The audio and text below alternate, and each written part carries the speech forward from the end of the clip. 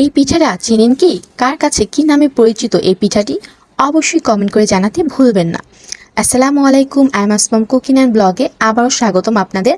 আজকে নিয়ে আসলাম আপনাদের মাঝে ভিন্ন রকমের একটি সহজলভ্য পিঠা।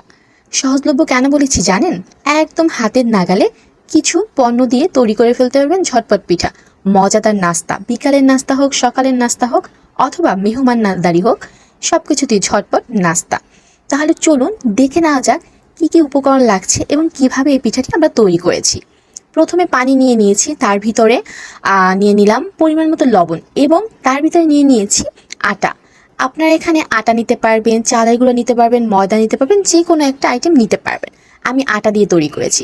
আটার ডোর ভিতরে দিয়েছি লবণ, পানি এবং ডিমের সাদা অংশ, কুসুম না, শুধু সাদা অংশ।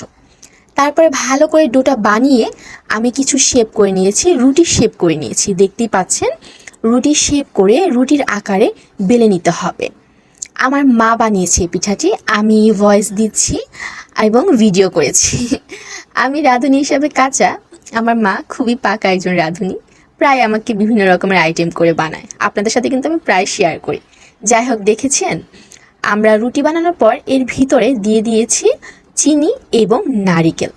তারপরে একটি শেপ দিয়ে নিয়েছি। আপনারাও যে কোনো শেপ, যে কোনো আকার দিতে পারেন আপনাদের মনের ইচ্ছা মতো।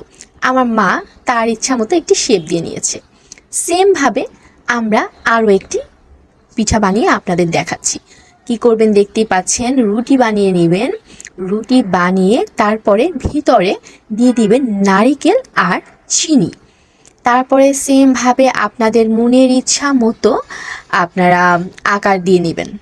আর অবশ্যই সবাইকে অনুরোধ করছি পুরো ভিডিওটা দেখবেন, কারণ এখানে পিঠাটা কিভাবে তৈরি করা হয়েছে যদি সম্পূর্ণটা না দেখেন তাহলে কিছুই বুঝবেন না। যে যেমন ইচ্ছা সে সেরকমভাবে এই পিঠার ডিজাইনটা তৈরি করতে পারবেন। আমার মা তার মাথায় তার মনে যেরকম ইচ্ছা এসেছে সেরকমভাবে বানিয়ে দেখিয়েছে আপনাদের। যাই হোক, সবগুলো পিঠা এই সেমভাবে বানিয়ে নেবেন। আমরা জাস্ট আপনাদের দুইটা পিঠে বানিয়ে দেখাচ্ছি। এখন পিঠা ভাজার পালা। একটি ফ্রাই প্যানে সয়াবিন তেল দিয়ে নিয়েছি। দেখুন আমি কতগুলো পিঠে বানিয়েছি এবং কতগুলো শেপ দিয়েছি। আপনাদের ইচ্ছা, আপনার ইচ্ছা মতো শেপ দিয়ে নেবেন। তারপরে ভেজে নেওয়ার পালা। একটি পিঠে তেলটা ভালো করে গরম হওয়ার পর অবশ্যই দেবেন এবং তেল ডুবো তেলে ভাজবেন, তাহলে মচমচে হবে। দেখেছেন আমরা কিভাবে ভেজেছি, উল্টিয়ে পাল্টিয়ে ডুবো তেলে ভেজেছি। সেমভাবে আপনারাও ভাজবেন। আমি পরবর্তীতে সবগুলো একসাথে দিয়েছি। পিঠাটা কিন্তু গরম গরম খেতে বেশি টেস্ট, মচমচে থাকে এবং প্রতিটি বাইটে চিনি আর নারিকেল দারুণ ফ্লেভার আসতেছিল।